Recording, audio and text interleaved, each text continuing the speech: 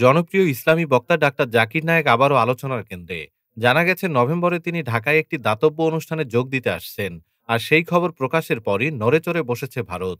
ভারতের পররাষ্ট্র মন্ত্রণালয় স্পষ্ট জানিয়েছে, জাকির নায়েক একজন পলাতক আসামি এবং তাকে ঢাকায় দেখা মাত্রই ভারতের হাতে তুলে দেওয়ার প্রত্যাশা করছে তারা। মন্ত্রণালয়ের মুখপাত্র রণধীর জয়সওয়াল সংবাদ সম্মেলনে বলেন, তিনি ভারতে ওয়ান্টেড।